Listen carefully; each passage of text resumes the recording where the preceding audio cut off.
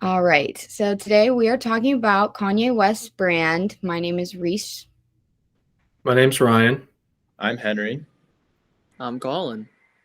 All right, we'll get started. So, about Kanye West, basically, he's a rapper and a celebrity who released his first album January 24th, 2004. He got his start in music and he's released 138 singles and featured on 68 others. He does not only have a background in music, he has also voiced characters on TV shows and was a candidate for the presidential election in 2020. Also, he's known to be the famous ex husband of celebrity Kim Kardashian. Throughout the years, his focus has kind of shifted as he started, as a rapper and a celebrity. He's kind of shifted towards more philanthropy, and he still releases new music, but he's shifted his main focus to making the world a better place. He can be quoted as saying, "My focus is on building real products in the real world, real food, real clothes, and real shelter." He also has aspirations to run for president again in 2024 and has not been shy about expressing those desires. Kanye West's target market is primarily males between the ages of 15 to 25, so basically our age group. Mainly males more than females. That's just kind of rap and hip hop nowadays.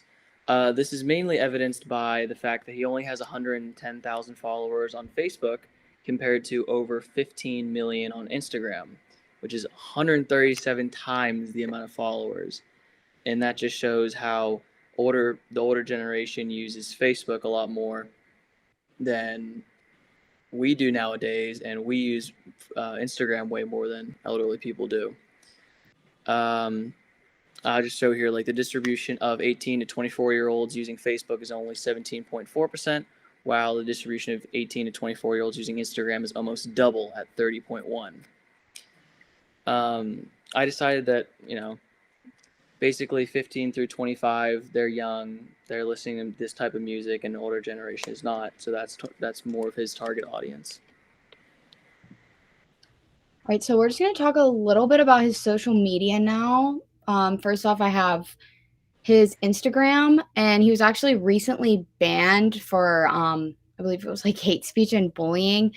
He has like very like controversial posts and everything. So after being banned, he deleted all his posts and he hasn't really posted since then. He kind of will go through phases of like constantly posting like multiple times a day, and then he'll just like delete them all.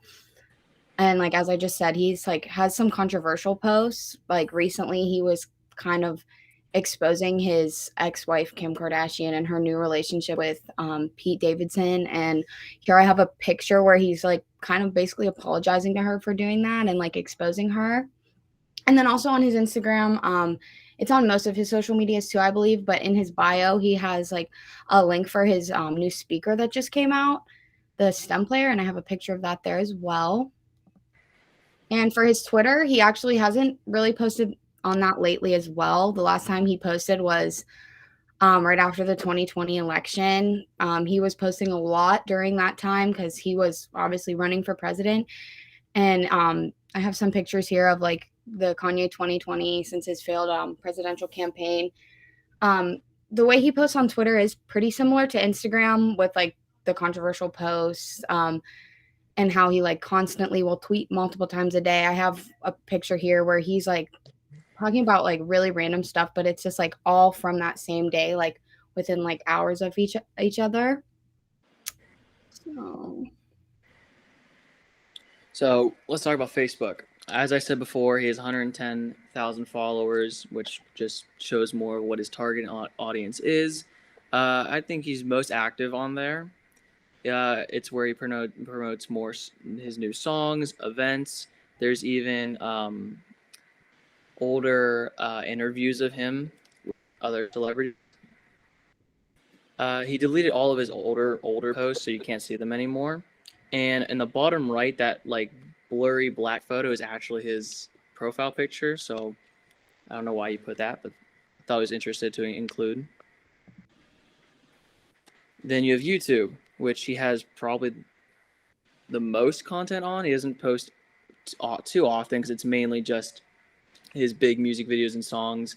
He has over 124 videos with totaling over 4 billion views.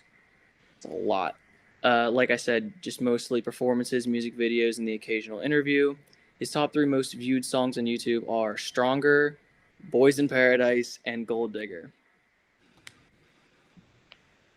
Right, and then here are his followers. Like as Colin kind of mentioned earlier, most of his following is on Instagram and Twitter. On Twitter, he actually has 30.7 million followers, and I feel like that definitely makes sense with like because that's what most of the younger generations are on is Instagram and Twitter. And then Facebook, he has 110,000 followers, 42,000 likes, and then YouTube, he has 8.18 million subscribers. And then he actually doesn't have a LinkedIn or a TikTok. I just thought that would be important to mention. So when regarding Kanye's personal brand and what he tries to convey himself as, I describe him with 3 adjectives: confident, unpredictable, and controversial. Now, you may hear these and think, wow, those are 3 adjectives I would not want to be described as. They sound terrible together.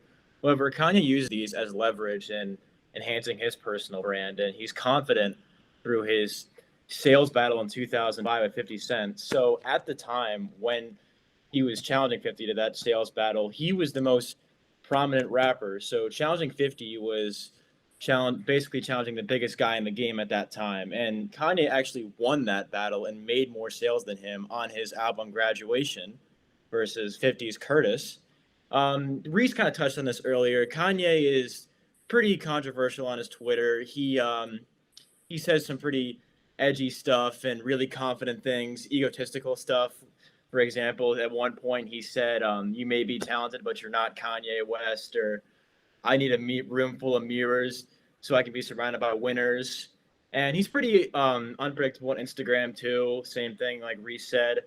He made a lot of controversial posts on Instagram. He called out Hollywood elites, saying that they're in a ring of really terrible things. He's done a lot of bad things, not bad necessarily, but bold things on social media.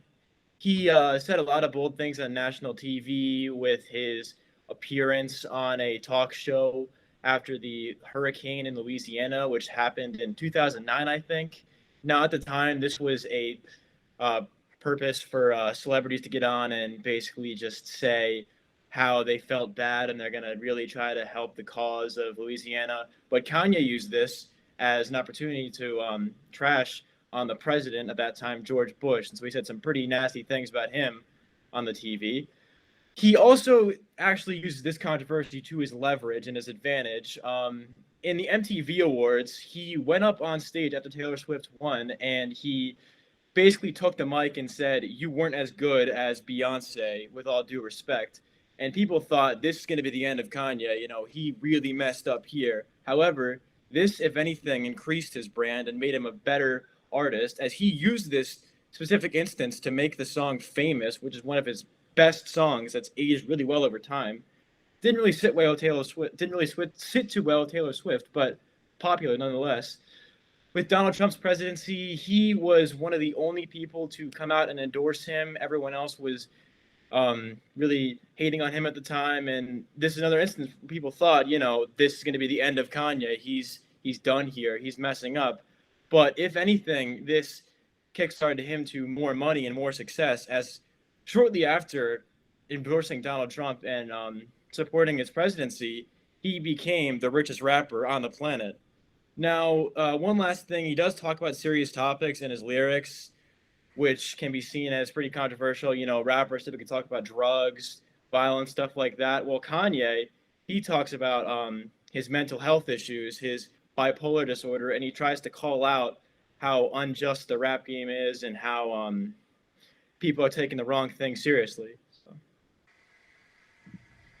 Yeah, Kanye also has a really big influence. I mean, just to give this some perspective here, he's won 24 Grammys, which is the most Grammys of any rap artist of all time, tied with Jay-Z.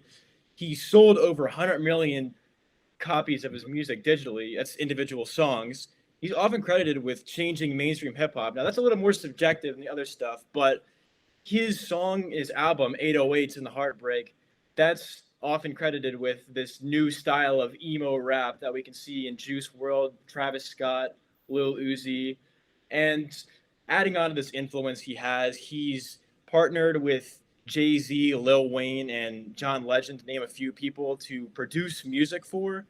Some other notable successes he's had, as I mentioned before, he is the richest rap artist in the world, valued just over $1.8 billion. He partnered with Adidas to make some luxury sneakers, the Yeezys 350 Boosts. Got some pretty luxurious stuff there. And also, he married and had children with one of the richest women in the world, in Kim Kardashian. He had 4 kids. And now, obviously, it didn't turn out so well, but I think having kids with a billionaire is pretty good in my eyes. All right. And then that is our presentation on Kanye. Thank you. Let me see.